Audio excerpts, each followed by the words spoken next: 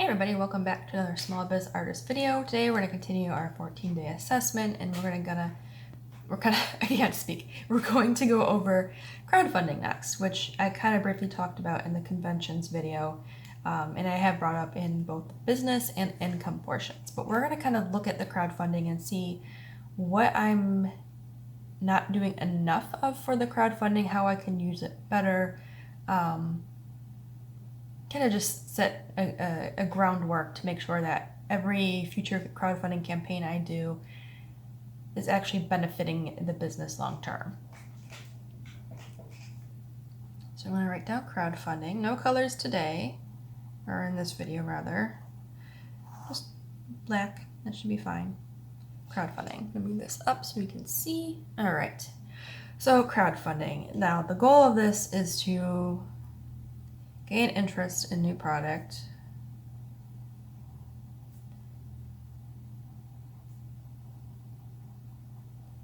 and gather funding for it. And the reason I would do that is because if it's a larger cost to get it made, or whatever it is, like there's enamel pins, comics, books, stuff like that, those have a higher cost to get produced. So if it's something I want to make, but I don't want to like spend a lot of money because I don't know what the interest is going to be, crowdfunding is a really, really great way of first seeing if anyone wants it, and second, to fund it, kind of like, not like a pre-order, but kind of along that same line of thought, and then getting that money to actually produce it. I've done this a number of times and it definitely works out. But I think I can do a lot better with the crowdfunding. So what I need to figure out is making sure that the product that I am crowdfunding is properly researched and I'm reaching that customer base. Now, I try very hard to actually reach people that would be interested in whatever it is I'm crowdfunding. So if I'm making, this is just hypothetical, if I'm making a book, like a novel or something, I want to make sure I'm reaching readers, not other creators, if that makes sense. So I need to figure out where my customers are. And part of this can come from my email list that I talked about in conventions. Like, hey, I have a product or a crowdfunding campaign that I'm going to be launching soon, just so you know, if you liked this at the convention or if you liked this in the past, now this is being made and stuff. So I really need to utilize my current email list. Utilize current email list, which I have not been doing for who I have on it right now. So I need to utilize that a lot better. And I also need to make clear not just what is being made, but I need to get better at the story part. So I'm going to write that down. Improve story. I guess, or sales pitch, I guess. I don't really want to call it a sales pitch because that sounds weird, but it technically is, right?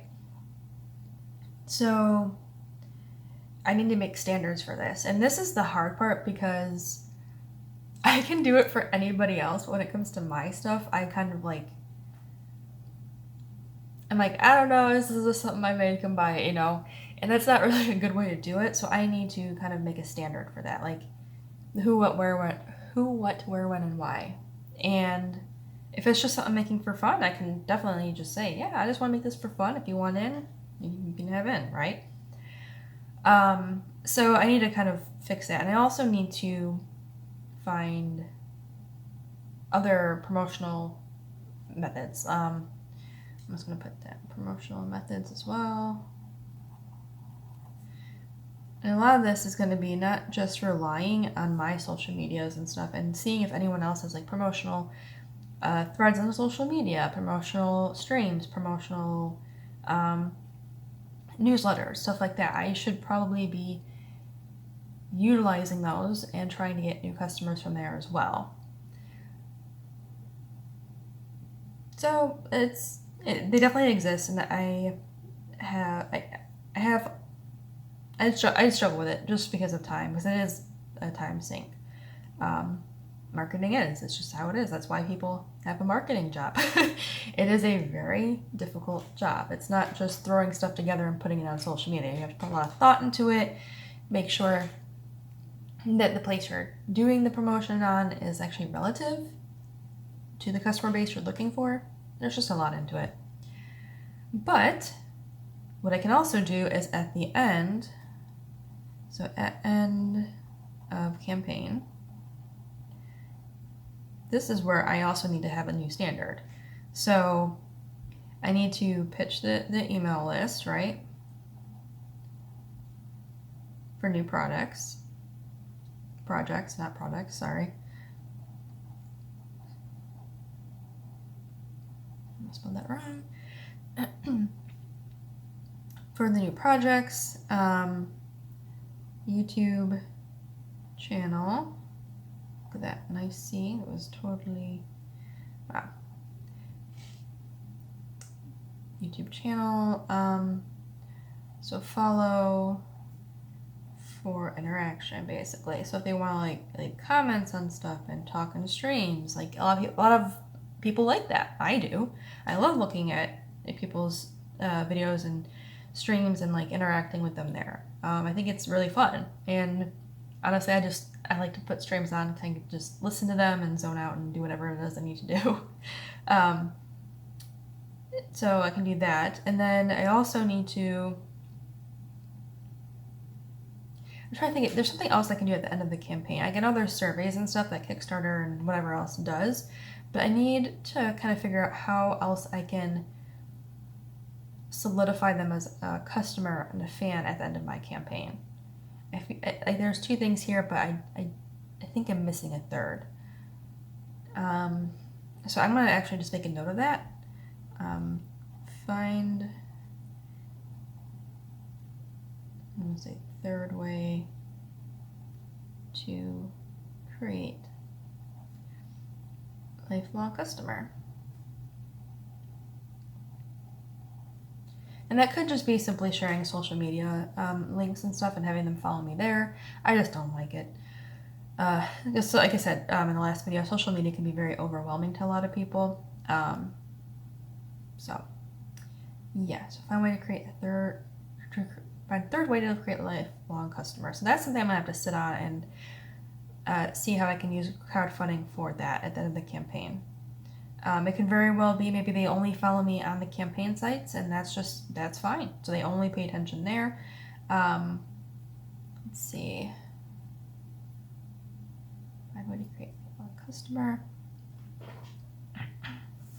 I think that's pretty good for the crowdfunding. I know, like I said, for conventions, I don't want to go too overboard, because right now it's just setting the foundations and getting that going, and then once those are set in stone, and I can adapt and revise and stuff for future growth.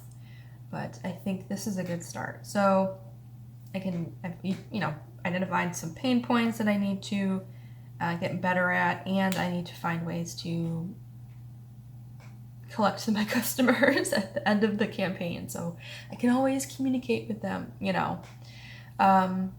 Actually, third way, I think I'm gonna make a note here. This is just like pipe dream type thing, not pipe dream, but future, I guess.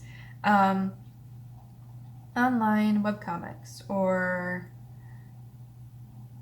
stories or whatever it is, or etc.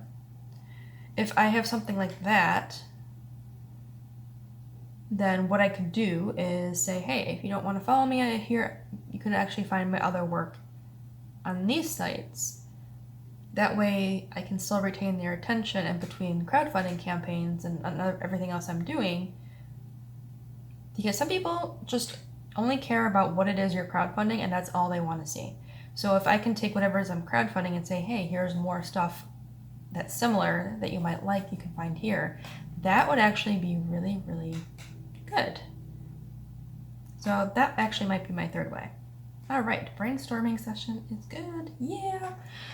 All right, so if you do crowdfunding, let me know how you retain customers or how you handle your end of campaign or during campaign stuff for them. and how you handle gaining new customers too.